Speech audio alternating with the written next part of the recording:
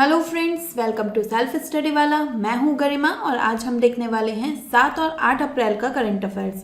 यह current affairs classes UPSC CSE exam और UPPCS जैसे एग्जाम्स और इस तरह के जो वनडे एग्जाम्स हैं उनके लिए आपके लिए काम आने वाली हैं। हिंदी इंग्लिश दोनों में अवेलेबल है और इसकी पीडीएफ आपको मिलेगी हमारे टेलीग्राम चैनल पर।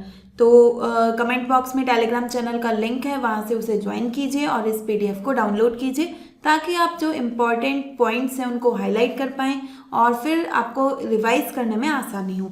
तो चलिए शुरू करते हैं आज का हमारा पहला टॉपिक है कि जो हमारा प्रोटोटाइप फास्ट ब्रीडर रिएक्टर है उसने क्रिटिकलिटी अचीव की है। ठीक है, तो मोस्ट इम्पॉर्टेंट टॉपिक है, पूरे न्यूज़ में छाया हुआ है इस समय। पीएम मोदी ने इस पे कमेंट किया। तो एक बहुत जो नाभिकीय ऊर्जा का इतिहास है भारत का, उसमें एक बहुत बड़ा उपलब्धि है, बहुत बड़ी उपलब्धि है ये। तो समझते हैं पहले है क्या ये। तो 500 मेगावाट का एक प्रोटोटाइप फास्ट ब्रीडर रिएक्टर है कलपक्कम में, है ना। तो वहाँ पे हमने ये क्रिटिकलिटी अचीव की है। अब बहुत सारी टेक्निकल टर्म्स आ गई कि फास्ट ब्रीडर रिएक्टर क्या होता है, क्रिटिकलिटी क्या होती है ना। तो इसको समझेंगे। पहले हम ये फास्ट ब्रीडर रिएक्टर देख लेते हैं। ठीक है, उसके लिए हमें समझना होगा भारत का 3 स्टेज प्रोग्राम। ठीक है, देखिए क्या होता है, आपने होमी जहांगीर भाभा का नाम सुना होगा। तो जब देश आज़ाद होता है तो उन्हें दिख रहा होता है, दूरदर्शी साइंटिस्ट थे हमारे, तो उन्हें दिख रहा होता है कि देश को आने वाले समय में ऊर्जा की आवश्यकता होगी और हम अपनी ऊर्जा हमारे यहाँ है नहीं, कोल कम है ना, कोयले से ऊर्जा हमें कम प्राप्त होती है। तो हमें बहुत सारी ऊर्जा आयात करनी पड़ेगी। ठीक है, कोयला आयात करना पड़ेगा, ऑयल आयात करना पड़ेगा। तो उन्होंने कहा कि क्या इसका कोई विकल्प हो सकता है। तो विकल्प के तौर पे आया न्यूक्लियर एनर्जी। लेकिन अब एक और समस्या है, न्यूक्लियर एनर्जी में चाहिए यूरेनियम 235, वो हमारे पास है नहीं। ठीक, तो एक अच्छा शेफ़ कौन होता है? अच्छा शेफ़ वो होता है जो अपने किचन में जो सामान अवेलेबल है ना, जो इंग्रेडिएंट्स अवेलेबल हैं, उससे ही अच्छा खाना बनाए। ठीक, तो यही इसी वजह से होमी जहांगीर भाभा एक अच्छे साइंटिस्ट थे। उन्होंने क्या कहा, हमारे किचन में मतलब भारत के पास क्या अवेलेबल है, भारत के पास अवेलेबल है थोरियम। तो हम थोरियम से बनाएंगे ऊर्जा। ठीक है, तो थोरियम से ऊर्जा कैसे बनेगी, इसके लिए उन्होंने 3 स्टेज का प्रोग्राम दिया। 3 स्टेज में 3 चरणों में यह डेवलप हो रहा है भारत का न्यूक्लियर प्रोग्राम, नाभिकीय प्रोग्राम। और हम इसमें जो हमने क्रिटिकलिटी अचीव की है फास्ट ब्रीडर रिएक्टर में, उसके बाद हम दूसरे चरण तक पहुंच चुके हैं। ठीक है, दूसरा चरण हमने सफलतापूर्वक प्राप्त कर लिया है। तो समझते हैं पहला चरण क्या था। तो पहला चरण है कि हमें प्रेशराइज्ड हैवी वाटर रिएक्टर बनाने हैं। ठीक है, इसका क्या मतलब है, देखिए क्या होता है कि हमारे पास ना यूरेनियम होता है। ठीक, यूरेनियम न्यूक्लियर फ्यूल है, उससे ऊर्जा बनेगी। यूरेनियम 2 तरह का होता है, 235 और यूरेनियम 238। ठीक है, ये 2 यूरेनियम के परमाणु हैं। ठीक, अब है क्या कि इसमें से ऊर्जा कौन सी देता है, 235। ठीक है, लेकिन जो नेचुरल हमें यूरेनियम मिलता है उसमें 235 बहुत कम मात्रा में है, यूरेनियम 238 होता है ज़्यादा। ठीक, तो इन्होंने क्या कहा कि इस पर जो न्यूट्रॉन्स होते हैं उनकी बौछार कराओ। ठीक है, तो ये वाला जो 235 है ये तो क्या दे देगा, हमें एनर्जी दे देगा। ठीक है, और ये यूरेनियम 238 पे जब एक न्यूट्रॉन आएगा तो ये बन जाएगा प्लूटोनियम 239। ठीक है, तो यूरेनियम 238 से तो क्या बना लो, प्लूटोनियम 239, और यूरेनियम 235 से क्या बना लो, ऊर्जा बना लो। ठीक है, तो ये पहली स्टेज थी हमारी जिसमें हम प्रेशराइज्ड हैवी वाटर रिएक्टर को यूज़ करके यूरेनियम को fuel as a fuel use करेंगे। और यूरेनियम में 2 यूरेनियम होंगे, 235 238। 235 से ऊर्जा बना लेंगे, 238 से प्लूटोनियम बना लेंगे। ठीक है, अब ये जो प्लूटोनियम है ना, ये हमारा है फ्यूल, किसके लिए, अगले चरण के लिए, सेकेंड स्टेज के लिए। ठीक है, अब सेकेंड स्टेज पे चलते हैं। सेकेंड स्टेज पे जो हमने माइलस्टोन अचीव किया है ना, वो वाली स्टेज है ये। ठीक, तो इसमें हम क्या क्या रखेंगे, एक तो हमने प्लूटोनियम रखा। ठीक है, प्लूटोनियम 239, ये क्या बना देगा, इस पे जब न्यूट्रॉनों की बौछार होगी तो ये बना देगा ऊर्जा। ठीक, इसके साथ साथ जो हमारा यूरेनियम 238 है उसको भी रखेंगे। उस पे जब न्यूट्रॉन की बौछार होती है तो अभी मैंने आपको बताया क्या बनता है, प्लूटोनियम बनता है। ठीक है, इसके साथ साथ हम थोरियम और रखेंगे। ठीक है, जो हमारा थोरियम है थोरियम को इसके साथ और लेंगे, थोरियम 232, ठीक है। उस पे जब न्यूट्रॉन की बौछार होती है तो वो बन जाता है यूरेनियम 233, ठीक। तो अब आप समझ पा रहे हैं, हमने 3 चीज़ें ली हैं इस चरण में। एक प्लूटोनियम लिया जो हमें पहले चरण से ही मिला था, एक यूरेनियम 238 लिया और एक थोरियम लिया, ठीक है। तो प्लूटोनियम से तो क्या बन गई, ऊर्जा बन गई। यूरेनियम 238 से क्या बन गया, प्लूटोनियम बन गया फिर से। ये कौन से चरण का फ्यूल है, ये दूसरे चरण का फ्यूल है, ठीक है। और एक यूरेनियम 233 बन गया, ये थर्ड स्टेज का फ्यूल है, ठीक है।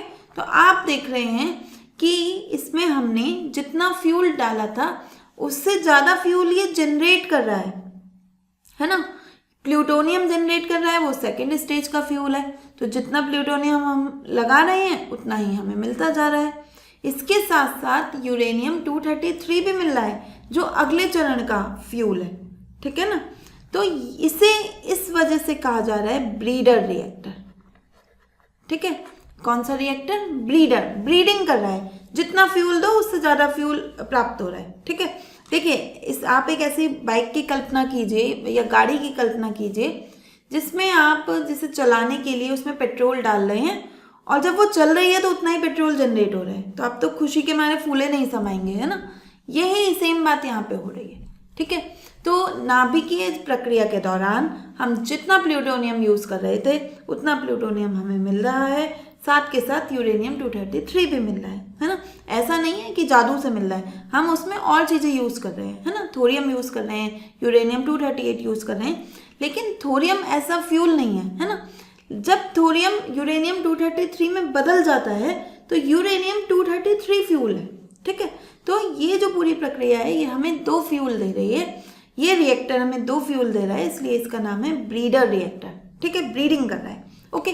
फास्ट क्यों कह रहे हैं इसे, फास्ट इसलिए क्योंकि ये जो न्यूट्रॉन है ना ये एब्जॉर्ब कर ले, ठीक। सारे के सारे न्यूट्रॉन को यूटिलाइज कर ले। हम न्यूट्रॉनों की गति को धीमा नहीं करेंगे, ठीक है। और इसके लिए हमने हैवी वाटर का यूज़ नहीं किया, ठीक है। देखो कूलेंट होता है, एक कूलेंट क्या होता है जो रिएक्टर को ठंडा रखता है, उस कूलेंट में हम ना भारी जल का यूज़ करते थे पहले वाले चरण में, लेकिन ये भारी जल की विशेषता है, ये न्यूट्रॉनों को धीमा कर देता है, ठीक। कुछ न्यूट्रॉनों को एब्जॉर्ब कर लेगा, धीमा कर देगा, ठीक है। हमें धीमा नहीं करना न्यूट्रॉनों को, तो क्या हम भारी जल लेंगे, अब हम भारी जल नहीं लेंगे, अब हम क्या लेंगे, लिक्विड सोडियम, ठीक है। जो अब हमें रिएक्टर को ठंडा करना है ना, कूलेंट चाहिए, तो हम लिक्विड सोडियम का यूज़ करेंगे, ना कि भारी जल का, ठीक है। तो ये फास्ट है क्योंकि हमने न्यूट्रॉनों को स्लो नहीं किया, ब्रीडर है क्योंकि और बना रहा है, और रिएक्टर तो है ना, तो इसका नाम पड़ा फास्ट ब्रीडर रिएक्टर। तो ये फास्ट ब्रीडर रिएक्टर जो है ये हमने 500 मेगावाट का रिएक्टर तमिलनाडु के कलपक्कम में लगाया था, ठीक है। पहले स्थापित हो चुका है लास्ट ईयर, ठीक। अब कलपक्कम में लगाया था, लेकिन वो अब उसने क्रिटिकलिटी अचीव की है ना, ये न्यूज़ है। अब ये क्रिटिकलिटी क्या होता है, चलिए इसे देख लेते हैं तीसरी स्टेज पे जाने से पहले। तो क्रिटिकलिटी है एक सेल्फ सपोर्टिंग चेन रिएक्शन, ठीक है। देखिए नाभिकीय अभिक्रिया में क्या होगा ना, न्यूट्रॉन आए, टकराए, फिर उस प्रक्रिया से फिर से न्यूट्रॉन जनरेट हुए, है ना। जब न्यूट्रॉन यूरेनियम से टकराता है तो फिर से नए 3 न्यूट्रॉन जनरेट होते हैं, फिर वो न्यूट्रॉन फिर अगले यूरेनियम से टकराएंगे तो फिर ऊर्जा बनाएंगे और नए न्यूट्रॉनों को जनरेट करेंगे।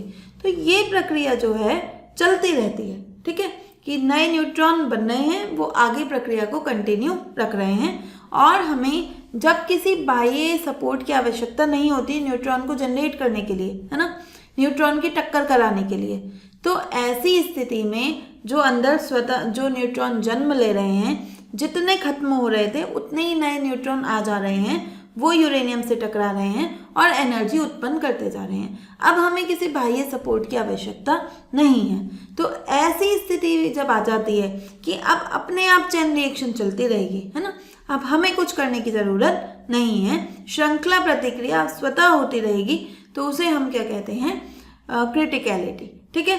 क्रिटिकलिटी जब एक बार अचीव हो जाती है तो जब तक फ्यूल रहेगा तब तक हमें एक स्टीडी ऊर्जा मिलती रहेगी, ठीक है। मान लीजिए कि हमें 100 मेगावाट ऊर्जा मिल रही है एक विखंडन से, तो वो मिलती रहेगी कंसिस्टेंटली, ठीक। तो यहाँ पे ये आपको ध्यान रखना है।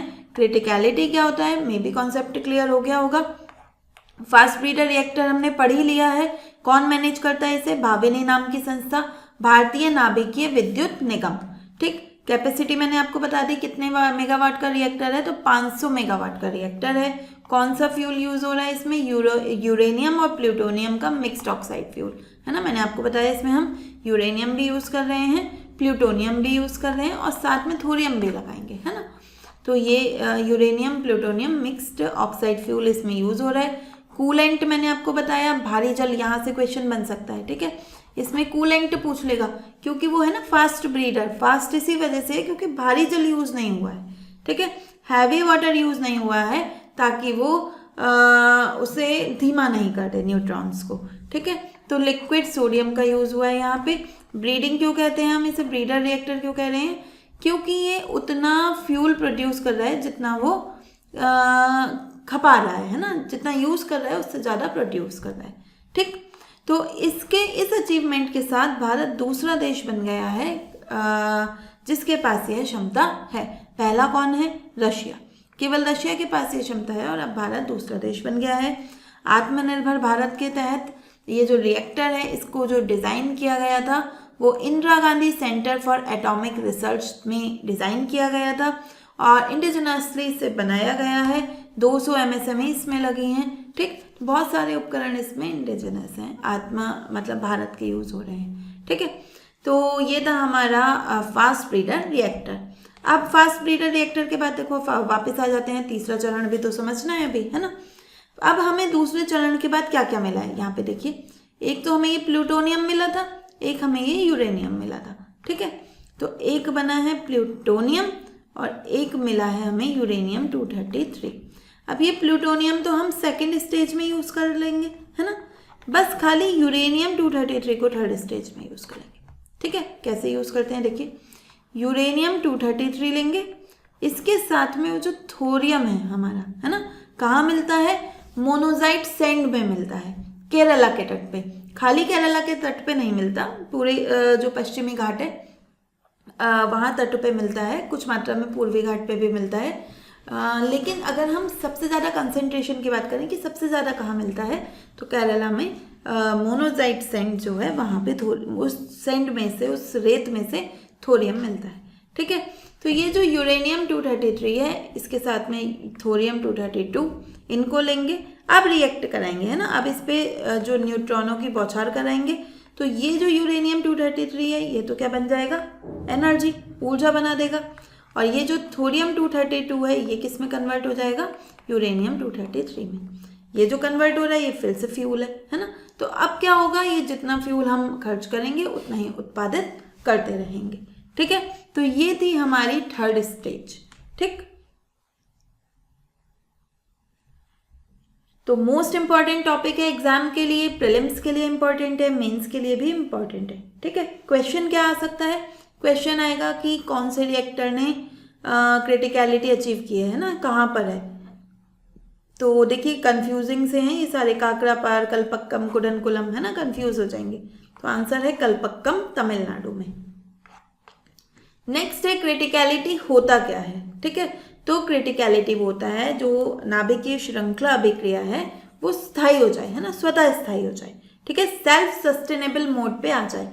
तो आंसर बनेगा D, the chain reaction become self sustaining, या श्रृंखला प्रतिक्रिया स्वस्थायी हो जाती है। नेक्स्ट है इनमें से क्या सही से मैच है ना, इस तरह का क्वेश्चन आ सकता है। स्टेज 1 में थोरियम बेस्ड रिएक्टर है जो यूरेनियम 233 को यूज करेगा, नहीं। स्टेज 1 में हमने केवल यूरेनियम 235 और यूरेनियम 238 को यूज किया है ना। थोरियम किस स्टेज से लाए हैं, सेकेंड स्टेज से, ठीक है। सेकेंड और थर्ड में ही थोरियम यूज हुआ है, फर्स्ट में थोरियम यूज नहीं हुआ, तो गलत हो गया। सेकेंड स्टेज में प्रेशराइज्ड हैवी वाटर रिएक्टर है, नहीं। कौन सा रिएक्टर है, फास्ट ब्रीडर रिएक्टर, ठीक है। तो ये आपको ध्यान रखना है। थर्ड स्टेज में थोरियम का यूज कर रहे हैं यूरेनियम 233 बनाने में, सही है ना। यहाँ पे सेकंड स्टेज होता ना तो भी सही होता, सेकंड में भी हम यही काम कर रहे हैं, थर्ड में भी यही काम कर रहे हैं, तो तीसरा वाला पॉइंट सी पॉइंट सही है, ठीक है, सी ऑप्शन ठीक है। नेक्स्ट है स्टेज 1 फास्ट ब्रीडर रिएक्टर की है, नहीं स्टेज 2 है ना। फास्ट ब्रीडर रिएक्टर किस स्टेज में यूज हो रहा है, स्टेज 2 में, तो डी भी गलत होगा, तो आंसर बनेगा सी। नेक्स्ट टॉपिक है हमारा, इसरो ने मिशन मित्र लॉन्च किया है, ठीक है। अब ये मिशन मित्र क्या है, कहाँ लॉन्च हुआ है, एग्जाम के लिए इम्पॉर्टेंट है। गगनयान हमारा मिशन लॉन्च होने वाला है जल्दी ही, नेक्स्ट फ्यू ईयर्स में, तो यहाँ इसके लिए ये मिशन जो भी चलाए जा रहे हैं वो काफ़ी इम्पॉर्टेंट है, ठीक है। कहाँ चलाया गया है ये मिशन मित्र, लेह लद्दाख में, जो एक ऊंचाई वाला इलाका है लेह लद्दाख का, वहाँ पे इसे चलाया गया है। मित्रा का एक्रोनिम क्या है, mapping of interoperable trades and response assessment, ठीक है, mapping of interoperable trades and response assessment, ये इसका एक्रोनिम है, ठीक है, मित्रा इसका एक्रोनिम है, ठीक है। तो यहाँ पर ये ऐसा पहला टेरेस्ट्रियल एनालॉग मिशन है जिसमें हम क्या करेंगे एक्चुअल में, देखिए अब अंतरिक्ष में हमें गगनयात्री जो हमारे अंतरिक्ष यात्री हैं उनको भेजना है गगनयान में, ठीक है। तो अब हमें नहीं पता ना अंतरिक्ष में जाके कैसा लगेगा, कैसा एनवायरनमेंट होगा, वहाँ पे जो हार्श कंडीशंस हैं उसमें जो हमारे हार्डवेयर है वो कैसे काम करेगा, लोग कैसे काम करेंगे, तो उसको हम पहले टेस्ट करना चाहते हैं। तो हम कुछ ऊंचाई वाला इलाका ऐसे ही ऊबड़ खाबड़ सा है ना, तो ऐसे ही जहाँ पे हार्श कंडीशंस हो, तो हमने भारत में देखा कि ऐसा इलाका कौन सा है, तो पता चला कि लेह लद्दाख में है ना। तो अब हम वहाँ पर उन कठोर परिस्थितियों में, लेह की कठोर परिस्थितियों में अंतरिक्ष जैसे वातावरण की कल्पना कर सकते हैं, और वहाँ पर हम ये एक मिशन टाइप का आयोजित कराएंगे और अध्ययन करेंगे, है ना। यहाँ पे सिर्फ स्टडी होगी कि अंतरिक्ष यात्री ऐसे अकेले रहेंगे उस यान में, तो उन पे क्या मनोवैज्ञानिक प्रभाव पड़ेंगे, क्या शारीरिक प्रभाव पड़ेंगे ऐसे उसमें रहने पे, ठीक है, तो और मशीनों पे क्या प्रभाव पड़ेगा, तो ये सारी चीज़ों की वहाँ पे अध्ययन किया जाएगा, ठीक। ये 2 अप्रैल से लेकर 9 अप्रैल तक कंडक्ट होगा।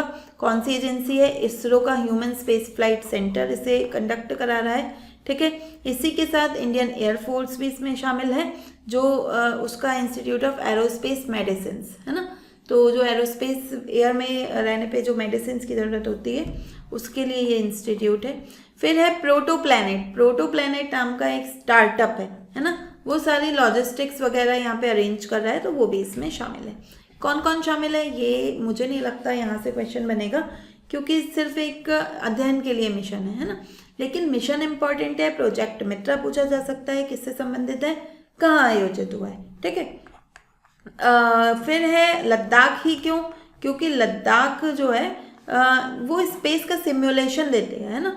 जैसे क्या होता है एग्जाम से पहले आप सिम्युलेशन टेस्ट देते हैं ना, कि कोचिंग सेंटर में एक क्लासरूम में जैसे एनवायरनमेंट में बैठ के एग्जाम देंगे, ठीक है, तो सेम ऐसे ही अंतरिक्ष यान में जाने से पहले उसके जैसी कंडीशंस में बैठ के अंतरिक्ष यात्री देख लेंगे, ठीक है। तो क्या क्या वहाँ पे किस किस चीज़ को देखेंगे, हाइपॉक्सिया होता है, हाइपॉक्सिया मतलब ऑक्सीजन कम है, तो वो लेह लद्दाख में भी कम है ना, अगर अंतरिक्ष में कम है तो यहाँ पे भी कम है। लो टेम्परेचर, अंतरिक्ष में टेम्परेचर कम है तो यहाँ पे भी टेम्परेचर काफ़ी कम है, ठीक है, तो पता चलेगा कि वहाँ पे हार्डवेयर काम कर रहा है या नहीं, ह्यूमन ठीक से रह पा रहे हैं या नहीं। आइसोलेशन, आइसोलेशन मतलब कि अलगाव है ना, जो बाकी की दुनिया है, अब अंतरिक्ष में चले जाएंगे वो लोग तो दुनिया से लगाव थोड़ी ना होगा उस समय पे, ठीक है। तो ऐसे ही सेम परिस्थितियां कहाँ हैं, लेह लद्दाख में भी हैं, ठीक है, कि आप साइकोलॉजिकली उस लोनलीनेस को, उस अकेलेपन को मैनेज कर पाते हो या नहीं कर पाते, है ना। केवल शारीरिक रूप से फिट होना जरूरी नहीं है इतने बड़े मिशन के लिए, मानसिक रूप से भी स्वस्थ होना आवश्यक है। क्या अकेलेपन की मनोवैज्ञानिक प्रभाव पड़ रहे हैं तो क्या पड़ रहे हैं, कैसे उन्हें ठीक किया जा सकता है, इन सब को स्टडी किया जाएगा, ठीक। तो क्वेश्चन क्या बन सकता है, मिशन मित्रा को बेस्ट डिस्क्राइब करता है कि यह एक अंतरिक्ष यान डॉकिंग से जुड़ा एक चंद्र लैंडिंग रिहर्सल है, नहीं है ना, चंद्र लैंडिंग रिहर्सल नहीं है। अंतरिक्ष जैसी कठोर परिस्थिति में व्यवहार का अध्ययन करने वाला मिशन है ना, तो ये भी सही रहेगा। ठीक है, लेकिन फिर भी मैं आपको कहूँगी कि जब भी आप कोई भी क्वेश्चन ट्राई करें तो सबसे पहले उसके सारे ऑप्शंस जरूर पढ़ें, है ना। कई बार ऐसा होता है कि ट्रिक खेलते हैं ये एग्जाम वाले, तो आपको जो गलत ऑप्शन होगा ना वो सबसे पहले ऊपर दे देंगे ए या बी में, और वो सही लग रहा होगा। ठीक है, तो कभी भी ऐसा नहीं करें, नियम बना के रखें, अगर ए भी सही लग रहा है तब भी मैं सारे ऑप्शंस को पढ़ूंगा ही। ठीक है, नेक्स्ट टॉपिक है हमारा पर एंड पॉलीफ्लोरोएल्किल सब्सटेंसेस। ठीक है, पर एंड पॉलीफ्लोरोएल्किल सब्सटेंसेस। ठीक, क्या हुआ है, रिसेंट में यूरोपियन पार्लियामेंट ने क्या किया, प्रदूषण के जो नॉर्म्स थे ना उनको रिवाइज किया, है ना, और अपडेट कर दिया। ठीक है, और उन्होंने कहा कि भाई ये जो PFAS है ना, इनको निगरानी रखो। ठीक है, इनकी निगरानी की जाएगी, इनकी सूची बनाई जाएगी। तो हमारे लिए इम्पोर्टेंट है कि ये होते क्या है ना, क्या करा है उन्होंने, ये काम का नहीं है। ठीक है, हमारे लिए क्यों इम्पोर्टेंट है ये हमें देखना है। ठीक, तो इन्हें फॉरएवर केमिकल नाम से जाना जाता है, ये इम्पोर्टेंट है। ठीक है, आपसे पूछ लेगा कि निम्न में से किसे फॉरएवर केमिकल नाम से जाना जाता है। ठीक, क्यों, अब नाम से ही स्पष्ट हो रहा होगा, फॉरएवर केमिकल मतलब हमेशा रहेंगे ये केमिकल, मतलब ये अपघटित नहीं होते। ठीक है ना, तो ये 14,000 केमिकल्स का ग्रुप है जो कार्बन और फ्लोरीन के मध्य बंध बनने से, बॉन्ड बनने से बनता है, और C और F का बॉन्ड इतना स्ट्रांग होता है ऑर्गेनिक केमिस्ट्री में कि वो हीट से, वाटर से, बैक्टीरिया से, मतलब फिजिकल मेथड से, केमिकल मेथड से और बायोलॉजिकल मेथड से अपघटित नहीं हो सकता। तो कुल मिला के अगर ये पदार्थ एक बार एनवायरनमेंट में आ गए तो लंबे समय तक रहेंगे, अपघटित नहीं होंगे और प्रदूषण फैलाएंगे और हमारे शरीर के भीतर जा सकते हैं। ठीक है, तो फिर हम इन्हें यूज़ क्यों करते हैं, है ना, कैसे जाएंगे हमारे अंदर, हम इन्हें यूज़ ही क्यों कर रहे हैं, हम इनको बैन क्यों नहीं कर देते। कारण है कि ये वाटर को रिपेल करते हैं और ग्रीस को भी रिपेल करते हैं। ठीक है, रिपेल मतलब दोनों को दूर भगाने की क्षमता होती है। ठीक है, तो अब आपने नॉन स्टिक कुकवेयर देखे होंगे, नॉन स्टिक बर्तन। ठीक, तो आप उस पर कुछ बनाओ तो कुछ चिपकता नहीं है ना। क्यों नहीं चिपकता, क्योंकि पानी भी उस पर नहीं ठहरेगा, तेल भी नहीं ठहरेगा और कोई चीज़ उस पर ठहरेगी नहीं। ठीक है, तो वो ऐसे बर्तन बनाने के लिए हमें पर एंड पॉलीफ्लोरोएल्किल सब्सटेंसेस की आवश्यकता होती है। ठीक है, तो ये थोड़ा आपको ध्यान रखना है। इसके अलावा फायर फाइटिंग फॉर्म्स में वाटर रिपेलेंट क्लोथिंग, जैसे जो कपड़े होते हैं जो वाटर को रिपेल करते हैं। फूड पैकेजिंग में आपने देखा होगा, जो फूड पैकेजिंग होती है उसमें जो भी चीज़ें अंदर भरी होती हैं वो उस पैकेट से चिपकती नहीं है ना, तो उन सब में ये यूज़ होता है। ब्रेक डाउन नहीं होता, इसका टूटता नहीं है, एनवायरनमेंट में लंबे समय तक रहता है और धीरे धीरे मानव शरीर में जमा हो जाता है। ठीक है, इसका बायो एक्यूमुलेशन होने लगता है मानव शरीर में, इसलिए ये क्या है, एक प्रदूषक तत्व है। ठीक है, प्रदूषक पदार्थ है। क्वेश्चन बन सकता है, क्वेश्चन क्या बनेगा, पर एंड पॉलीफ्लोरोएल्किल सब्सटेंसेस को क्या कहा जाता है। ठीक है, यहाँ पे प्रति नहीं है, पर आएगा। ठीक, तो फॉरएवर केमिकल्स कहा जाता है। ठीक है, नेक्स्ट क्वेश्चन है, नेक्स्ट टॉपिक है हमारा वैक्सीन क्यूडेंगा।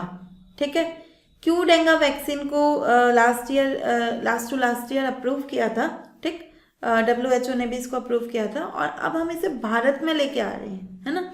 तो DGCA जो है हमारा drug controller general of India, उसकी सब्जेक्ट एक्सपर्ट कमेटी ने क्यूडेंगा को यूज़ करने की परमिशन दे दी है और कह दिया है, अप्रूवल दे दिया है कि ये वैक्सीन 4 वर्ष से लेके 60 वर्ष तक के लोगों को लगाई जा सकती है। ठीक है, क्यूडेंगा वैक्सीन डेंगू की वैक्सीन है। ठीक है, डेंगू को हिंदी में डेंगू कहते हैं, इंग्लिश में डेंजी कहते हैं और डेंजी, कुछ लोग डेंगी भी कहते हैं। ठीक है, तो आप जो भी इसे कहते हो, डेंगू, डेंजी, डेंगी, तो जो भी आप इससे नाम लेते हो, तो ये इस बीमारी के लिए वैक्सीन है, इसको प्रिवेंट करने के लिए। तो डेंगू की वैक्सीन है और इसे टैक 003 नाम से भी जाना जाता है और ये जापान की टेकेडा कंपनी जो है, टेकेडा फार्मास्यूटिकल्स, वो इसकी उत्पादक है, इसकी डेवलपर है। ठीक है, तो ये ध्यान रखना है। एक तरह की लाइव अटेन्यूएटेड टेट्रावैलेंट वैक्सीन है। अब ये फिर से आ गया एक टेक्निकल टर्म, है ना। लाइव अटेन्यूएटेड वैक्सीन क्या होती है? देखिए होता क्या है ना कि आपने देखा होगा कि अगर डेंगू हो रहा है तो उसके बाद शरीर वीक हो जाएगा, इम्यून सिस्टम कमज़ोर हो जाएगा, लेकिन धीरे धीरे धीरे धीरे शरीर अपने आप जो इम्यूनिटी होती है वो ऐसे एंटीबॉडीज उत्पन्न करती है कि वो एंटीबॉडीज ही उससे लड़ लेते हैं, है ना, उस बीमारी के ऐसे रोगाणु से लड़ते हैं और हमें ठीक कर देते हैं, ठीक। लेकिन कई बार क्या होता है कि इम्यूनिटी वीक होगी तो एंटीबॉडीज़ नहीं बन पाएंगे, या बनेंगे तो उतनी मात्रा में नहीं बन पाएंगे कि उससे लड़ सकें, और फिर वो शरीर को हार्म करने लगती है, ठीक है। तो अब वैक्सीन का कॉन्सेप्ट समझिए पहले। तो हम इसमें जो लाइव अटेन्यूएटेड वैक्सीन होती है ना, लाइव माने जीवित, अटेन्यूएटेड माने हमने उसकी क्षमता कमज़ोर कर दी, ठीक है। तो हम क्या करेंगे, ये जो वायरस है जो डेंगू को फैलाता है, उसी जिंदा वायरस को हमारे शरीर में इंजेक्ट करेंगे, ठीक है। लेकिन उसकी क्षमता हमने बहुत कम कर दी है, ख़त्म कर दी है, ना के बराबर कर दी है, ठीक। अब क्या हुआ, ये वायरस शरीर के भीतर जाएगा, ठीक है। तो हमारे शरीर का ये जो इम्यून सिस्टम है, इसको पता चलेगा भाई कोई पैथोजन आ गया है ना, पैथोजन आया, कोई रोगाणु आया है हमारे शरीर में। उसे अभी ये नहीं पता कि ये तो अटेन्यूएटेड है ना, कि इसकी जो क्षमता है वो कम की जा चुकी है। उसको तो बस ये पता है कि बाहर से कोई रोगाणु शरीर के भीतर प्रवेश किया है। वो जल्दी से अपने काम पे लग गया, उसने कहा चलो भाई एंटीबॉडीज तैयार हो, हमें इस दुश्मन से लड़ना है, और उसने जल्दी से एंटीबॉडीज तैयार करके खड़ी कर दी, ठीक है। अब क्या हुआ, अब आप बताओ, ये जो वायरस है ये क्या सच का दुश्मन है?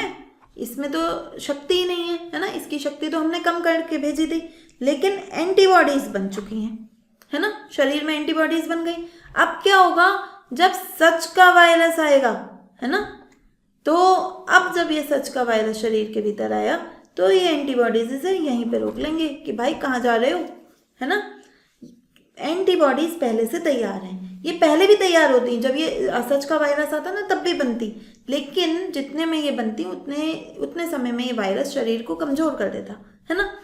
अब हमने वैक्सीन से क्या करा, वैक्सीन से हमने इसे एक ऐसा कह सकते हैं नकली वायरस दिखा दिया, है ना। होगा वो जीवित ही, लाइव वायरस होगा, जीवित वायरस होगा, लेकिन हमने उसकी क्षमता कम कर दी है, ठीक है। तो हमने बॉडी को ऐसा दिखाया कि ये वायरस आ रहा है, लेकिन वास्तव में वो वायरस हमें नुकसान नहीं पहुंचा रहा था, ठीक।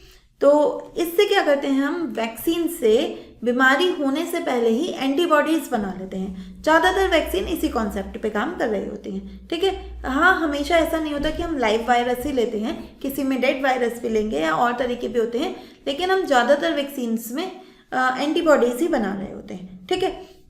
तो लाइव अटेन्यूएटेड समझ आ गया कि जीवित तो है लेकिन कमज़ोर हो चुकी है, ठीक है। तो हम ऐसा वायरस हमने उसे दिया एंटीबॉडीज जनरेट करने के लिए। अब ये टेट्रावैलेंट क्या है, टेट्रावैलेंट है कि देखो जो डेंगू है ना उसके वायरस के सीरोटाइप्स होते हैं, ठीक है, प्रकार कह सकते हो, ठीक। वेरिएंट नहीं है, वेरिएंट और सीरोटाइप में थोड़ा सा अंतर है।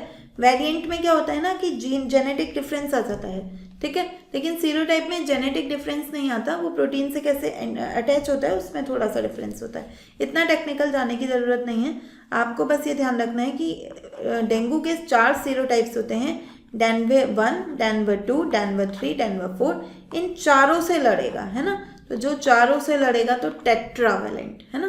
तो जैसे 1 को मोनोवैलेंट, बाईवैलेंट, ट्राईवैलेंट, 3 को ट्राईवैलेंट बोलते हैं, ऐसे 4 को बोलेंगे टेट्रावैलेंट, कि चारों जो इसके सीरोटाइप्स हैं उनसे ये अकेली वैक्सीन लड़ेगी, ठीक है। 2 के लिए ज़्यादा प्रभावी है, डेनवी 2 के लिए, लेकिन जो बाकी हैं उनके लिए भी प्रभावी है, ठीक है। 2 डोज रेजिमेन है, मतलब आपको 2 डोजेस लेनी पड़ेंगी 3 महीने के अंतराल पे। अगर आज एक ली है तो 3 महीने बाद दूसरी लेनी होगी। किसने अप्रूव किया है, DGCA ने किया था, मैंने आपको बताया है। और इसके अलावा DGCA जो हैं वो CDSCO के सबसे बड़े अधिकारी होते हैं, ठीक है। तो आ जाए CDSCO ने किया है या DGCA, एक ही बात, ठीक है। तो यहाँ पर अच्छा, हाँ सॉरी, एक गड़बड़ हुई है, DGCA ने, है ना, DCGI, है ना, ये DGCA तो इकोनॉमिक्स से रिलेटेड है, थोड़ा कन्फ्यूजन क्रिएट हो गया। ये DCGI है, drug controller general of India, ठीक है। तो DCGI जो होते हैं वो CDSCO के सबसे बड़े अधिकारी होते हैं, ठीक। तो ये थोड़ा आपको ध्यान रखना है। और तो आ जाए कि इसकी ऐसी स्पेशल एक्सपर्ट कमेटी ने, सब्जेक्ट एक्सपर्ट कमेटी ने अप्रूव किया है या CDSCO की, तो एक ही बात होगी, ठीक है। टकेडा के साथ, टकेडा तो जापान की कंपनी है, तो उसके साथ एक भारत की कंपनी जो है वो लोकली मैन्युफैक्चर करेगी। तो भारत की कौन सी पार्टनर कंपनी है, तो हैदराबाद बेस्ड बायोलॉजिकल ई है ना, वो इसकी पार्टनर है और लगभग 100 मिलियन डोजेस ये तैयार करेंगे, ठीक है। अभी क्या है, हमारे पास एक ऑलरेडी वैक्सीन थी डेंगूवैक्सिया, ठीक है, डेंगूवैक्सिया जो पहले एक वैक्सीन थी, लेकिन ये केवल उन्हीं लोगों को लगेगी जिनको डेंगू हुआ है, पहले हो चुका है ना, लेकिन जिनको नहीं हुआ है उनको ये प्रिवेंट नहीं करती थी। इसके विपरीत जो हमारी क्यूडेंगा है उसे कोई मतलब नहीं है, डेंगू हुआ है नहीं हुआ है, वो तो एंटीबॉडीज तैयार कर देगी, ठीक है। हम ऐसी सिमिलर वैक्सीन बना रहे हैं, उसका नाम भी आपको ध्यान रखना है, डेंगीऑल, ठीक है। तो डेंगीऑल नाम की वैक्सीन हम अपना स्वयं स्वदेशी वैक्सीन इंडिजिनस सिंगल डोज, जैसे इसमें डबल डोज लगानी है ना, हमारी वैक्सीन एक ही डोज काम करेगी। टेट्रावेलेंट वैक्सीन है, चारों सीरोटाइप्स के लिए है। कौन बना रहा है, पैनेसिया बायोटेक और ICMR, ये दोनों मिलकर डेवलप कर रहे हैं। ट्रायल शुरू हो चुके हैं, वैक्सीन डेवलप हो चुकी है, लास्ट स्टेज के ट्रायल्स चल रहे हैं और उम्मीद है कि 2027 तक अप्रूव होकर मार्केट में आ जाएगी, ठीक है। लेकिन अभी 27 को आने में 1 साल है, तो तब तक के लिए सरकार ने क्यूडेंगा जो जापान की वैक्सीन है उसको परमिशन दे दी है, ठीक है। डेंगू से क्या क्वेश्चन आ सकता है ना, डेंगू एक बहुत बड़ा चैलेंज है भारत के स्वास्थ्य के लिए। किससे फैलता है, रोगाणु कौन सा है, तो डेंगू वायरस होता है, ठीक है। सिंगल स्ट्रैंडेड RNA वायरस है, 4 सीरोटाइप्स हैं, इन्हें हमने देख लिया है। किससे फैलता है ये, तो वाहक कौन है इसका, वेक्टर कौन है, तो एक मच्छर है, मॉस्किटो है, फीमेल मादा मच्छर, नाम है एडिस एजिप्टी, ठीक है। तो एडिस एजिप्टी से ये फैलता है। एडिस एजिप्टी मुख्यतः जो दिन का मच्छर है ना, दिन में जो मच्छर होते हैं, डे बाइटर है, दिन में काटने वाला मच्छर है और साफ पानी में पनपता है, ठीक है। तो शाम के समय जो शाम होती है उस समय पे ज़्यादा प्रभावी होता है। स्टेगनेंट रुके हुए वाटर, साफ वाटर में ये उत्पन्न होता है, ठीक है। जब डेंगू हद से ज़्यादा बिगड़ जाता है तो उसे कहते हैं डेंगू हेमरेजिक फीवर, ठीक है। तो इसमें क्या होता है, प्लाज्मा जो ब्लड वेसल्स होते हैं उससे लिक्विड प्लाज्मा लिक्विड लीक करने लगता है, ठीक है। तो हेमरेज टाइप का हो जाता है एक तरह का। और थ्रोम्बोसाइटोपिनिया भी हो जाता है, इसमें जो ब्लड प्लेटलेट्स होते हैं वो गिर जाते हैं, है ना, आपने सुना होगा कहीं। और ऑर्गन फेलियर भी हो सकता है, ठीक है, डेंगू शॉक सिंड्रोम, जिससे मल्टीपल ऑर्गन फेलियर हो सकते हैं, ठीक। तो डेंगू एक गंभीर बीमारी है। क्वेश्चन क्या आ सकता है, तो क्वेश्चन आ सकता है क्यूडेंगा के लिए कौन कौन सही है, तो यह चारों सीरोटाइप के लिए प्रोटेक्शन देता है, सही बात है। 2 डोज का रेजिमेन है, 3 महीने के अंतराल पे लगेगा, ये भी सही है। केवल उन लोगों को दिया जाएगा जो डेंगू से पहले से संक्रमित है, नहीं, सभी को दिया जाएगा, है ना। तो आंसर बनेगा 1 and 2 only A. Next question है, क्यूडेंगा क्या है, किल्ड मोनोवेलेंट वैक्सीन है, नहीं, लाइव अटेन्यूएटेड है ना, live attenuated tetravalent vaccine, answer बनेगा बी। नेक्स्ट टॉपिक है वर्ल्ड हेल्थ डे, विश्व स्वास्थ्य दिवस मनाया गया है 7 अप्रैल को, ठीक है। क्यों मनाया जाता है ये, क्योंकि इस दिन WHO की स्थापना हुई थी, ठीक। 1948 में 7 अप्रैल 1948 को WHO की स्थापना हुई थी। तो उसको याद करने के लिए कोमेमोरेट करने के लिए हम इस दिन वर्ल्ड हेल्थ डे या विश्व स्वास्थ्य दिवस मनाते हैं, ठीक है। तो इस वर्ष इसे 78 वर्ष पूरे हुए हैं। थीम क्या है, together for health stand with science, ठीक है, कि स्वास्थ्य के लिए एक साथ खड़े रहो और विज्ञान के साथ खड़े रहो, ठीक है। स्वास्थ्य के लिए एकजुट रहो, विज्ञान के साथ खड़े रहो। देखो हुआ क्या है ना, जब से कोविड-19 आया ना, तो उसके बाद क्या हुआ, लोग अपने स्वास्थ्य पर व्हाट्सएप यूनिवर्सिटी पे निर्भर हैं स्वास्थ्य के लिए, है ना, कि किसी ने कह दिया ये चीज़ खा लो, ये चीज़ पी लो, तो उन चीज़ों से ही अपने इलाज करना चाह रहे हैं। तो इन्होंने कहा नहीं भाई, साइंस के साथ टिके रहो, साइंस के साथ खड़े रहो, है ना, विज्ञान के साथ। एविडेंस बेस्ड मेडिसिन खाओ, जिसके लिए कुछ कोई तर्क हो, कोई तथ्य हो, है ना। ऐसा नहीं कि किसी ने भी व्हाट्सएप ग्रुप पे शेयर कर दिया और आपने उस मेडिसिन को लेना शुरू कर दिया, ठीक है। और इसी के साथ एकजुट रहो। एकजुट रहने का मतलब कि सबके सहयोग की आवश्यकता पड़ेगी, ठीक। चाहे वो लोग हों, चाहे वो संस्थाएं हों, सरकारें हों, NGOs हों, पूरे एक नेटवर्क की ज़रूरत पड़ेगी। साइंटिफिक नेटवर्क डेवलप होना होगा, ठीक है। डेटा शेयर करना होगा, ठीक। और वन हेल्थ अप्रोच की बात की है। वन हेल्थ अप्रोच में क्या क्या होता है? ह्यूमन होता है एक एंड पे, एक एंड पे एनिमल्स होते हैं, ठीक है, और एक एंड पे होता है एनवायरनमेंट, ठीक। तो अपने स्वास्थ्य का ध्यान रखो, आस पड़ोस जो एनिमल्स हैं उनको भी बचाना होगा, उनके स्वास्थ्य का भी ध्यान रखना होगा, नहीं तो क्या होगा, उनसे वायरस आपके में आ जाएंगे, है ना। और ना केवल उनका और अपना, बल्कि समूचे जो पर्यावरण है उसको ध्यान रखना होगा। नहीं तो हम देख ही रहे हैं जैसे जैसे क्लाइमेट चेंज हो रहा है, पर्यावरण जो हमारा वातावरण है वो एक्सट्रीम वेदर कंडीशंस जनरेट कर रहा है ना। और उन एक्सट्रीम वेदर कंडीशंस में एक्सट्रीम डिसीज आ रही हैं, ठीक है। उनमें से एक महामारी को हम देख चुके हैं, कोरोना वायरस की, ठीक है। कई लोगों का कहना है कि कोरोना वायरस भी ये क्लाइमेट चेंज से जुड़ा हुआ मुद्दा था, ठीक। लेकिन चूंकि ऐसी महामारियां पहले भी आ चुकी हैं तो इस तथ्य को अभी साइंटिफिकली पूरी तरह से सही नहीं माना जा सकता, ठीक है। तो कुल मिला के हमें एनिमल वन हेल्थ अप्रोच में एनिमल्स, प्लांट्स और जो भी शेयर एनवायरनमेंट है उन सब का ध्यान रखना होगा मानवों के साथ साथ, ठीक है। इसके साथ मतलब इस दिन 2 सम्मेलन भी हुए हैं। एक हुआ है international one health summit France में, लियोन में, ठीक है। जूनोटिक डिसीज को प्रिवेंट करने के लिए, जूनोटिक डिसीज क्या होती हैं, जो जानवरों से इंसानों में फैलती हैं, ठीक है। तो हमने बताया है कि वन हेल्थ में आपको एनिमल्स हेल्थ का भी ध्यान रखना है, ओके। नेक्स्ट है एक global forum of WHO collaborating centres, ठीक है। तो इसकी बैठक हुई है। इसमें है कि आगे जो अगले दशक में जो भी रिसर्च होने वाली है, साइंटिफिक इंस्टीट्यूट्स में जो रिसर्च होने वाली है उसमें सब लोग साथ में मिलकर काम करेंगे, है ना। ये ज़्यादा काम के नहीं है, ये वाला ऊपर वाला समिट आपसे पूछा जा सकता है, इसे आप छोड़ सकते हैं, ठीक है। थीम पूछ लेगा, थीम और डे कब मनाया जाता है ना, यहाँ से आपको UPPCS में मिलेगा और IAS में भी मिल सकता है, ठीक है। एक आध बार IAS ने भी थीम पूछी है।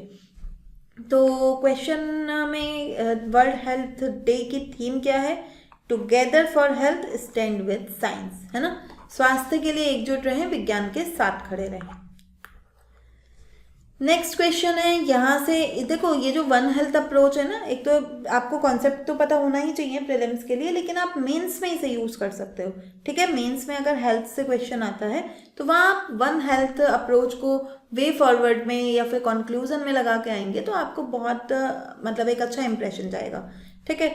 तो ह्यूमन हेल्थ और वेटरनरी हेल्थ पे है, मतलब पशु और मानव पे, पशु शामिल है और मानव भी शामिल है, लेकिन इसके आगे भी है ना। तो और अभी ये ठीक है, ठीक। अगर बाकी के गलत होंगे तो ये ठीक है, और बाकी में से हमें कुछ और ज़्यादा सही मिल गया तो ये गलत मान लेंगे हम, ठीक है। तो आगे देखते हैं, human health, animal health, plant health और शेयर्ड एनवायरनमेंट। तो देखो बी ऑप्शंस ए से ज़्यादा बेटर है ना, इसमें वन हेल्थ में एनवायरनमेंट और प्लांट को भी कवर किया गया, तो ये ज़्यादा सही है। पहला भी सही है लेकिन अधूरा है ना, दूसरा ज़्यादा सही है। तीसरा देखते हैं, human health and hospital infrastructure, नहीं, ये भी नहीं, है ना। तो आंसर बनेगा हमारा बी। नेक्स्ट टॉपिक है हमारा, हमने विंड एनर्जी में एक साल में सबसे ज़्यादा विंड एनर्जी ऐड की है ना, मतलब सबसे ज़्यादा विंड एनर्जी बनाई है। तो देखते हैं, ministry of new and renewable energy ने ये कंफर्म किया कि भारत ने क्लीन एनर्जी ट्रांजिशन में एक नया माइलस्टोन अचीव किया है। क्या माइलस्टोन है कि हमने एक वर्ष में 6.05 गीगावाट एनर्जी ऐड की है, ठीक है। अब हमारी टोटल क्षमता कितनी हो गई है? टोटल क्षमता हो गई हमारी 56 गीगावाट, ठीक। तो यहाँ पे हमने पिछले साल की तुलना में 46% ज़्यादा विंड एनर्जी, मतलब जो पवन ऊर्जा है वो बनाई है, ठीक है।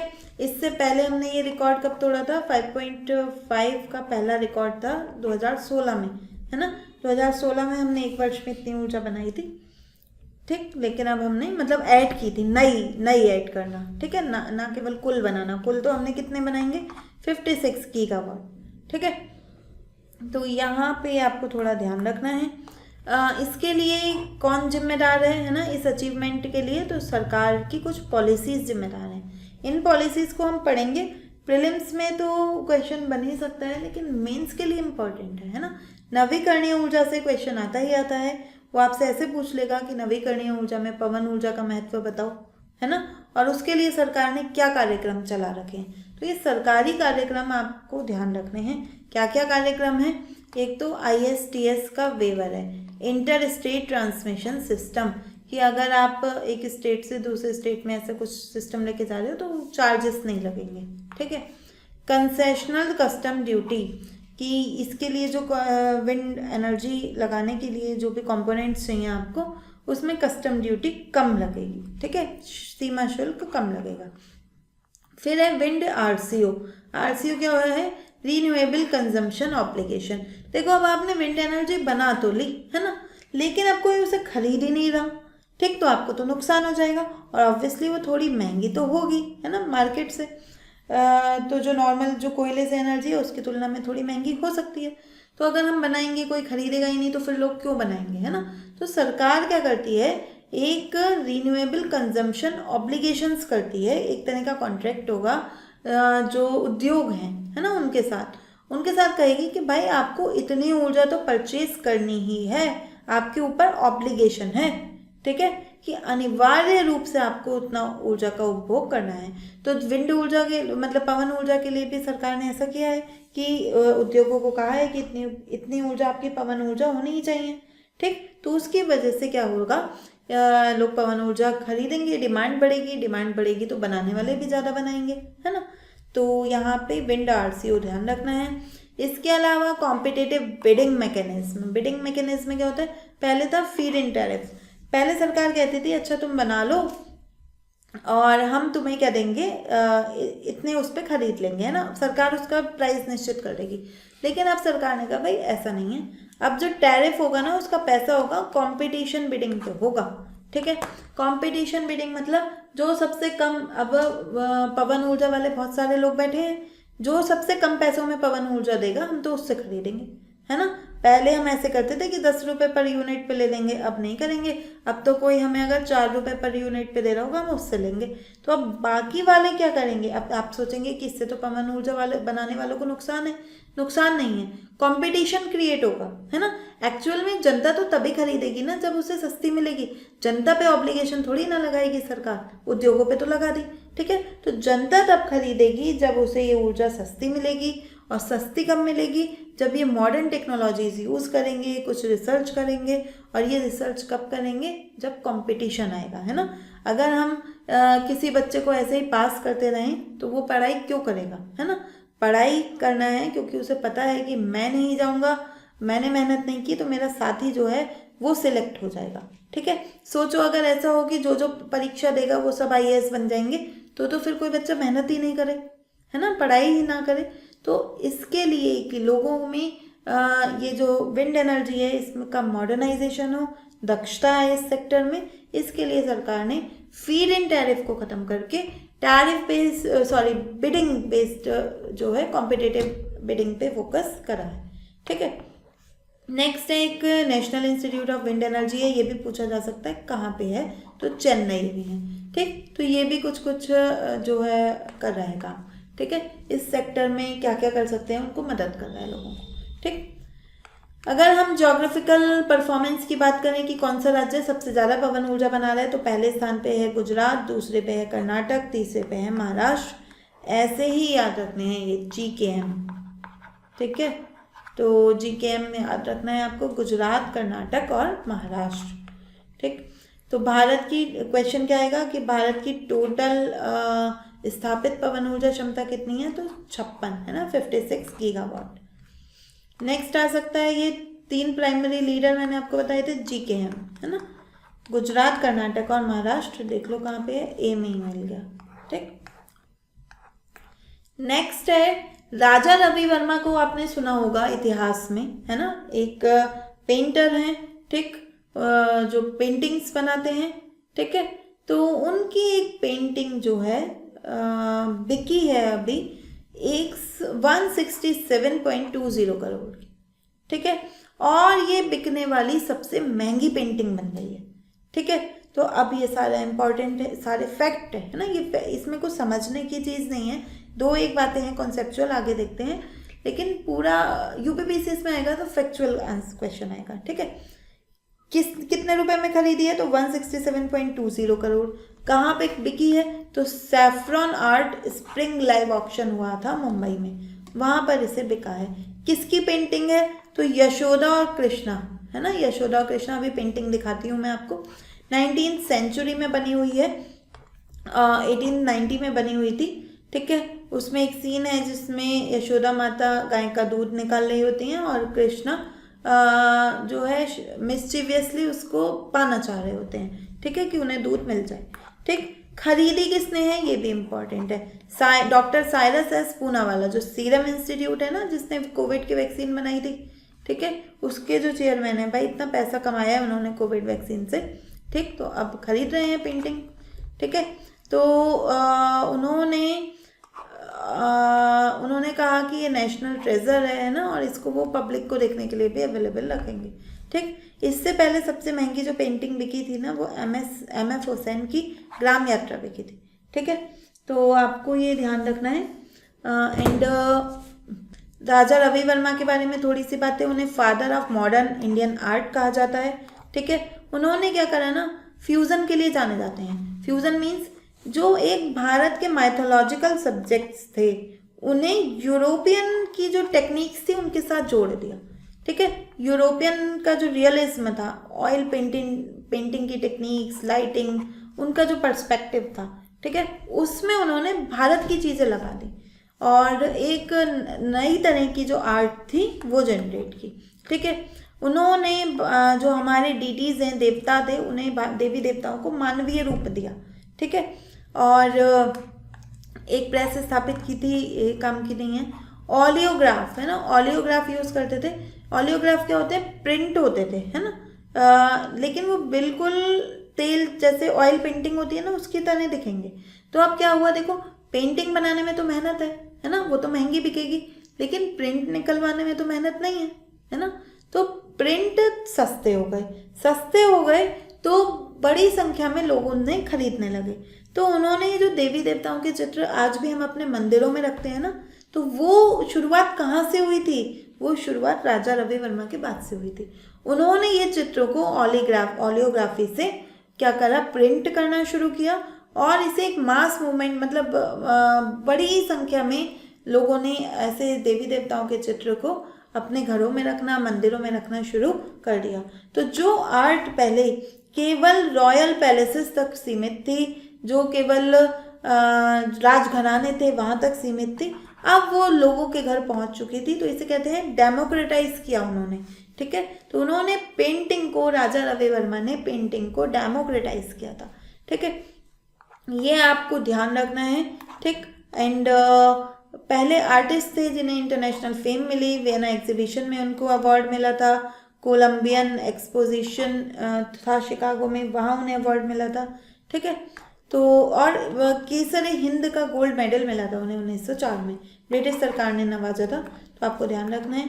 ये वो पेंटिंग है लेफ्ट साइड में, ये वाली पेंटिंग, जिसके लिए उन्हें ये जो सबसे महंगी बिकी है, और ये हैं राजा रवि वर्मा, ठीक है।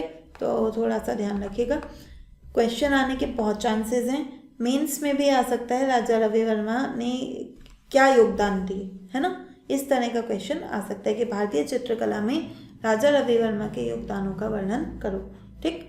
तो वहाँ से आपको आ जाएगा। तो उसमें देखो बाकी चीज़ें तो लिखेंगे ही, लेकिन ये जो डेमोक्रेटाइजिंग आर्ट वाला पॉइंट है ना, ये मोस्ट इम्पॉर्टेंट है, ठीक है।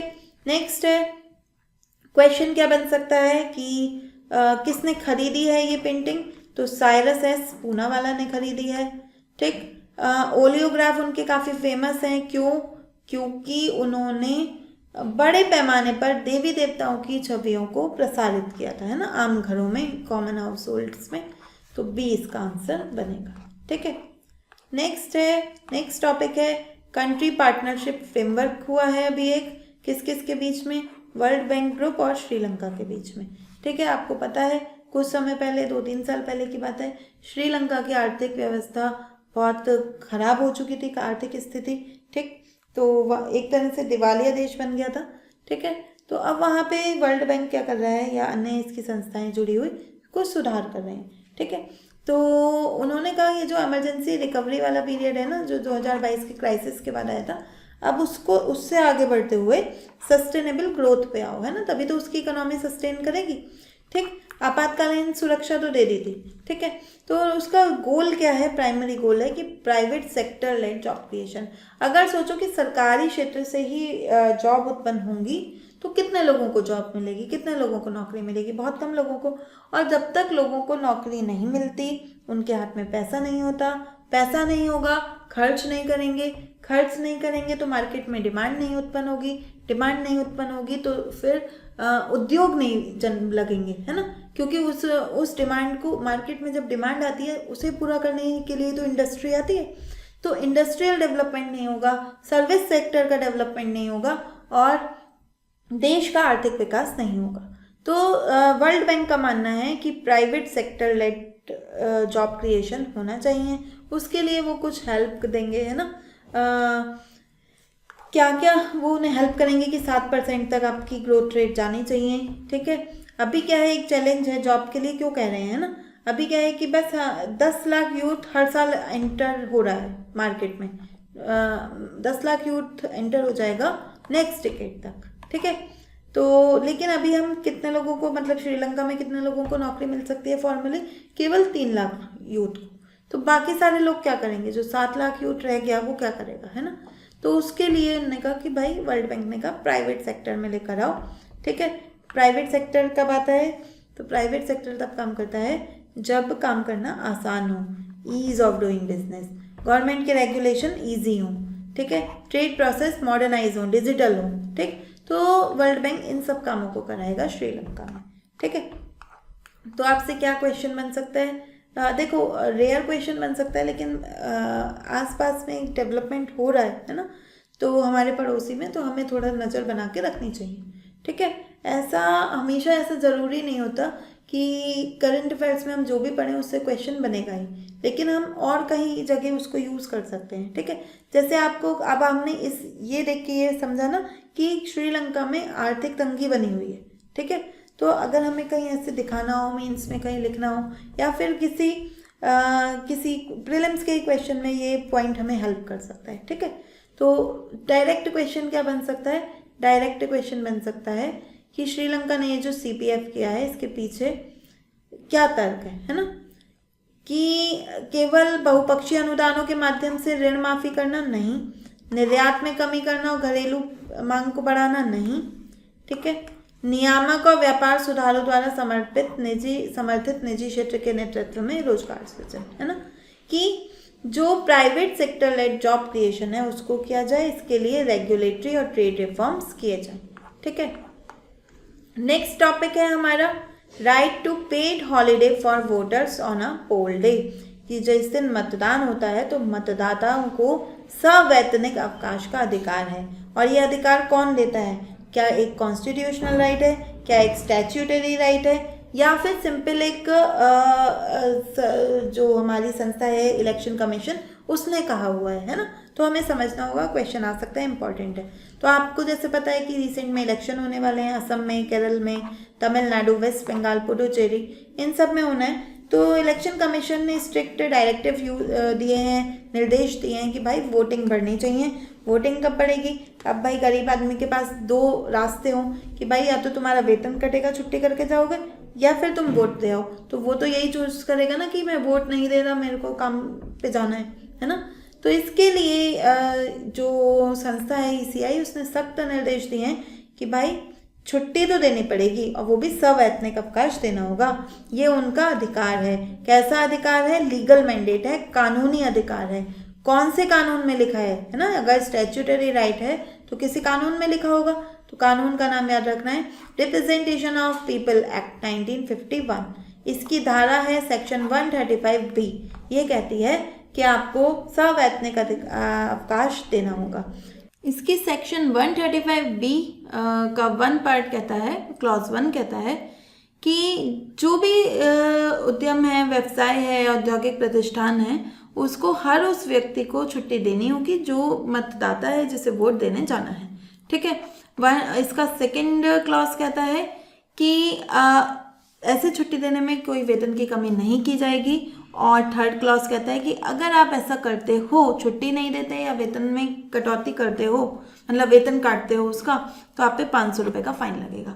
और चूंकि 500 रुपये बहुत कम है, तो हाल ही में चर्चा हो रही है कि इसको बढ़ाया जाए। ठीक है, तो ये आपको ध्यान रखना है, इतना डिटेल में नहीं, बस आपको 135B याद रखनी है। ठीक है, कि RPA 51 की 135B ये कहती है। ठीक है, क्वेश्चन सीधा आएगा कि जो पोल डे पे पेड हॉलीडे का अधिकार है वो एक स्टैट्यूटरी राइट है, किसके तहत वैधानिक अधिकार है ना, तो कौन सा कानून है, RPA एक्ट 1951 का सेक्शन 135B। नेक्स्ट टॉपिक है हमारा साधना सप्ताह। ठीक है, साधना सप्ताह 2 अप्रैल से 8 अप्रैल तक चल रहा है। किस लिए है ये, जो हमारे सिविल सर्वेंट्स हैं, है ना, तो उनकी कैपेसिटी बिल्डिंग करनी है ना, और उनमें ऐसे स्किल्स लगाने हैं ताकि वो सिटीजन सेंट्रिक गवर्नेंस प्रदान कर सके। ठीक है, नागरिक केंद्रित शासन को बढ़ावा दे सके, तो हमारे सिविल सेवकों को इस तरह से तैयार करना है। ठीक है, क्या है इसकी full form, Sadhana stands for strengthening adaptive development and human aptitude, ध्यान रखिएगा, human aptitude for national advancement. अब देखो यहाँ पे ये आपको टर्म मिल गई ना, ह्यूमन एप्टीट्यूड, तो आप this is a keyword actually, है ना, you can use these keyword in your mains answer.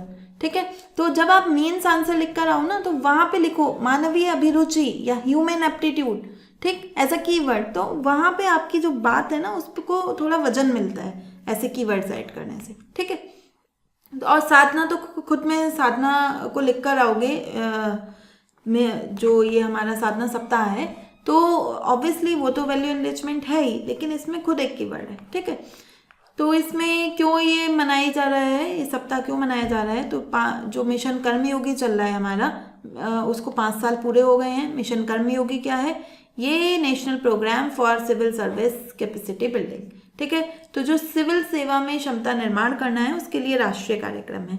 ठीक, तो और इसी दिन जो है कैपेसिटी बिल्डिंग कमीशन बनाया गया था, क्षमता निर्माण आयोग बनाया गया था। ठीक है, तो उसको याद रखने के लिए इसको साधना सप्ताह को मनाया जा रहा है। ठीक, मिशन कर्मयोगी क्या है, तो सेंट्रल सेक्टर स्कीम है जिसे department of personal and training चला रहा है। काम क्या है इसका, बिल्ड अ फ्यूचर रेडी, है ना, भविष्य के लिए हमें सिविल सर्वेंट तैयार करने हैं। ठीक है, जो फ्यूचर रेडी हो, कि ऐसा नहीं है कि काम जो संकट है वो आ गया उसके बाद काम करें, नहीं, पहले से ही प्रिपेयर रहे, है ना, तो future ready, transparent, citizen centric civil servant बनाने हैं। ठीक है, जो रूल बेस्ड ना हो, जो अभी रूल बेस्ड अप्रोच थी ना कि रूल्स के अकॉर्डिंग सिविल सर्वेंट काम करेगा, अब ऐसा नहीं हो, अब हो रोल बेस्ड, रोल के अकॉर्डिंग काम करें। ठीक है, तो ये थोड़ा ध्यान रखना है। ये DOPT इसको चला रहे हैं, मैंने आपको बताया। टैगलाइन क्या है, हम बनेंगे कर्मयोगी। ठीक, 3 सूत्र पे काम कर रहे हैं, 3 T's आपको ध्यान रखने हैं, TTT, टेक्नोलॉजी, ट्रेडिशन और टेंजिबल आउटकम। ठीक है, टेक्नोलॉजी मतलब कि सबसे पहले 3-4 अप्रैल जो 2 दिन हैं इस सप्ताह के, उसमें ये फोकस किया जाएगा कि AI को गवर्नेंस में कैसे यूज़ करें, है ना, तो इस पे ध्यान केंद्रित किया जाएगा। Tradition, T for tradition, tradition मतलब कि देखो हमारा जो ट्रेडिशन रहा है ना, हमारा जो इतिहास रहा है, संस्कृति रही है, उसमें भी गवर्नेंस के मॉडल्स हैं, है ना, हमने कौटिल्य का अर्थशास्त्र देखें तो बहुत अच्छा मॉडल देखे गया है। हमारी फिलॉसफीज हैं, है ना, इंडियन फिलॉसफी में इस तरह के सिस्टम है जो कहता है कि जो एडमिनिस्ट्रेशन है, शासन है, उसे ह्यूमन होना चाहिए, है ना, मानवीय होना चाहिए, जड़ों से जुड़ा हुआ होना चाहिए। ठीक है, तो ट्रेडिशन पे फोकस करना है और टेंजिबल आउटकम, और ये सब करने के बाद कुछ दिखना चाहिए, है ना, कि हाँ हमें कुछ जमीनी स्तर पे हमने कुछ बदलाव किए हैं। तो इन 3 बातों पे ये फोकस करता है। TTT again this is a keyword, है ना, आप ये TTT को कहीं पे कीवर्ड की तरह यूज कर सकते हैं। ठीक, साधना सप्ताह के दौरान कुछ और चीजें भी हमने लॉन्च की हैं, जैसे कर्मयोगी क्षमता कनेक्ट। ठीक है, तो ये क्षमता कनेक्ट क्या है, इसमें लर्निंग मॉड्यूल्स है ना, तो उसको पढ़ के उसको समझ के क्या कर सकते हो आप, अपनी एफिशिएंसी बढ़ा सकते हो, डिजिटल अवेयरनेस बढ़ा सकते हो और सिटीजन सेंट्रिक बन सकते हो। ठीक है, इसके अलावा एक जन सेवा प्रोग्राम है। ठीक, इसमें क्या किया जाएगा, यूथ वॉलंटियर्स और जो ऑफिशियल्स होंगे उनको ग्रास रूट पे सेवा कैसे करनी है ना, कि सेवा भाव जो होता है उसको बढ़ाने का प्रयास किया जाएगा। तो राष्ट्रीय जनसेवा प्रोग्राम उसके लिए चल रहा है। उन्नति पोर्टल है एक, उन्नति पोर्टल क्या है, unified new age national training institute portal.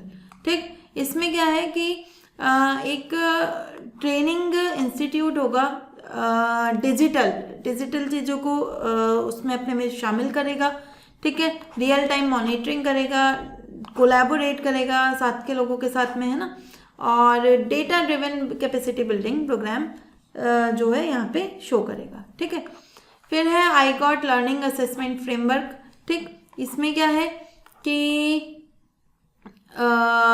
इसमें हमें एक ट्रस्ट बेस्ड इवेल्युएशन सिस्टम बनाना है। ठीक है, trust based evaluation system means कि जो भी लर्निंग आउटकम निकले हैं, ठीक है, हमने जो सीखा है इन सब से, वो सच में काम कर रहा है या नहीं कर रहा है। ठीक है, तो उसको रियल वर्क प्लेस पे अप्लाई करके देखो और फिर क्या इम्पैक्ट हो रहा है उससे सीखो। ठीक है, तो इन चीज़ों को वो एक लर्निंग असेसमेंट फ्रेमवर्क है।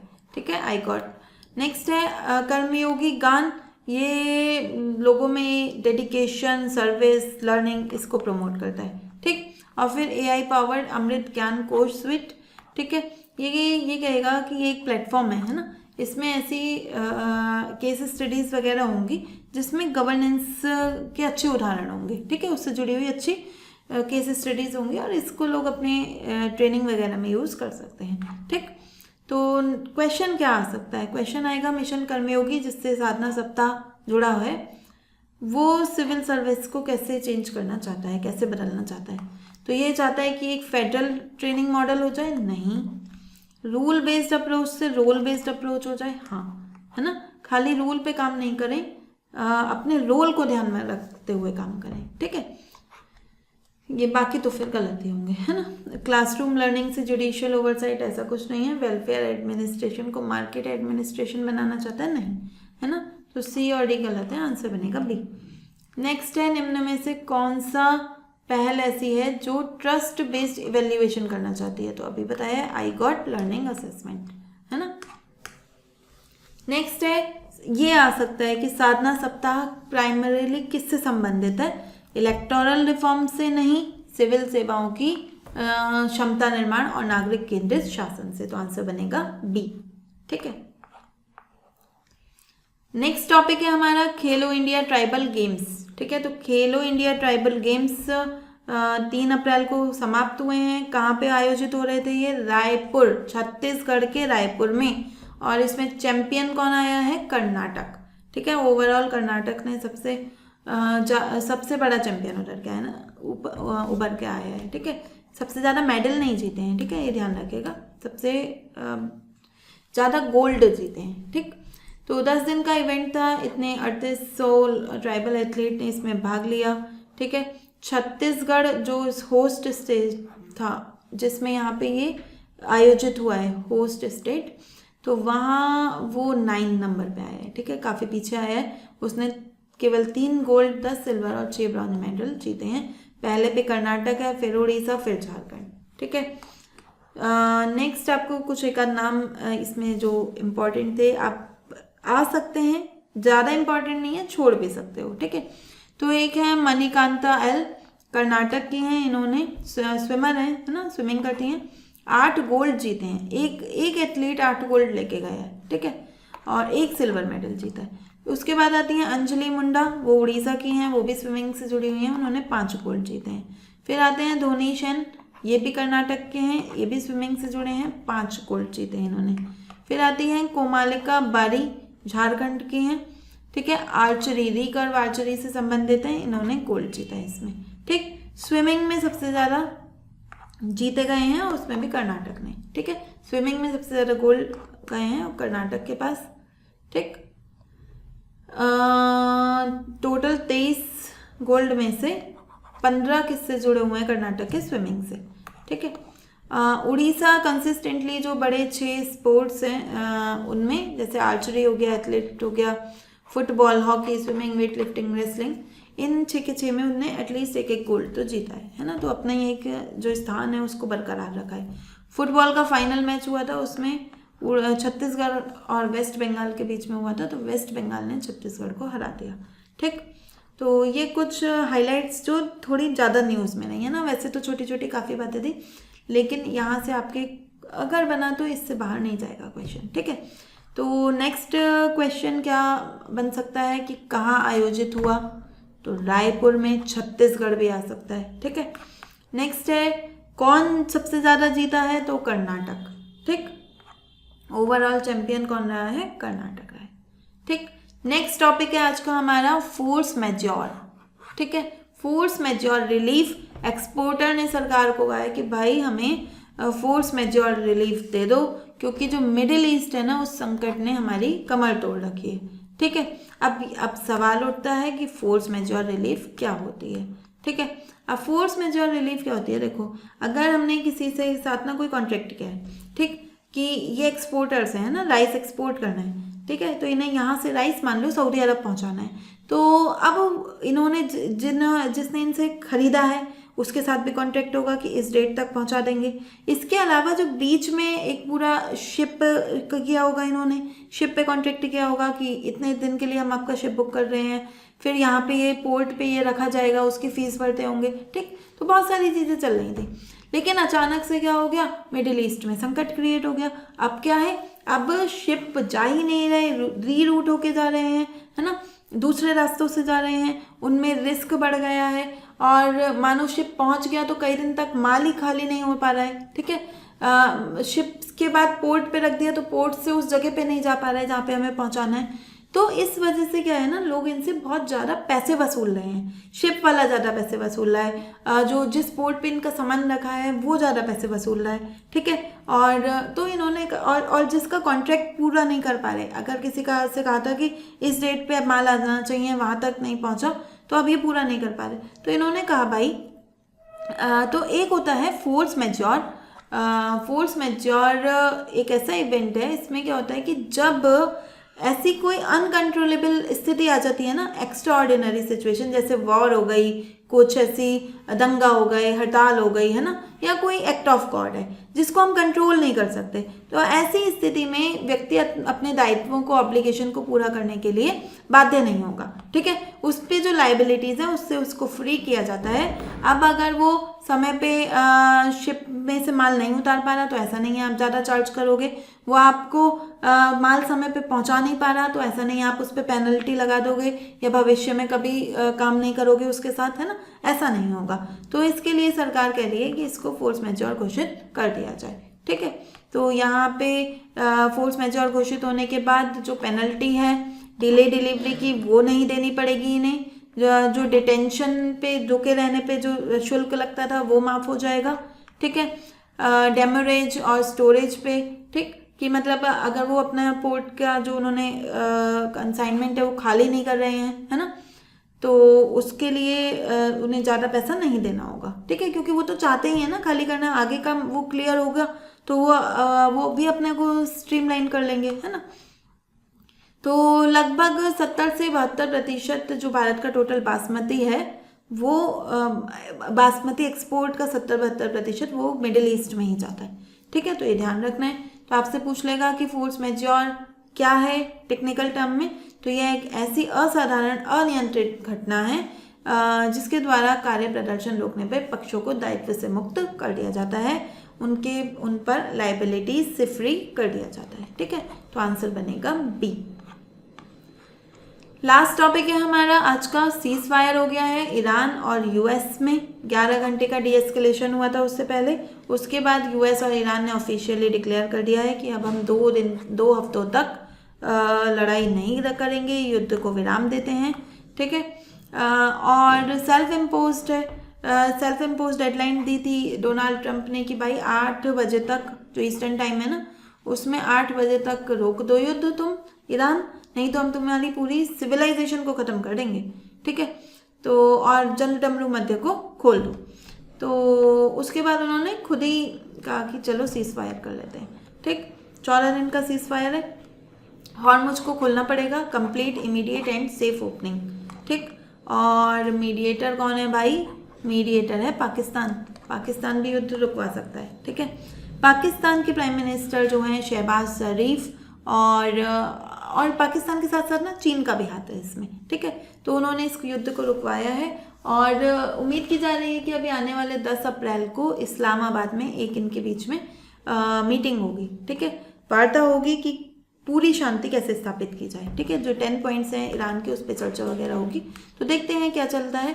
यहाँ पे इसराइल ने कहा है कि हम सहयोग करेंगे, लेकिन बहुत अच्छी तरह से उसकी पुष्टि नहीं की है। और उसने ये भी कहा है कि भाई ये जो एक बार को ईरान को तो बख्श भी देंगे, लेकिन ये जो हिजबुल्ला वाला वो है ना, हिजबुल्ला, लेबनान में हिजबुल्ला जो अटैक कर रहा है और हम उस पर अटैक कर रहे हैं, वो उस पर शांति नहीं करी जाएगी। ठीक है, वो इस सीज फायर में कवर नहीं होगा।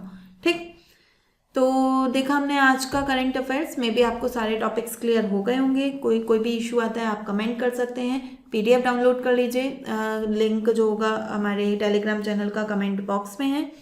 और डेली पढ़ते रहिए, क्योंकि जब बाद में इकट्ठा हो जाएगा ना करंट अफेयर्स, तो काफ़ी डिफिकल्ट रहेगा उसको समझना, उसको याद करना। ठीक है, मिलते हैं नेक्स्ट क्लास में। Thank you.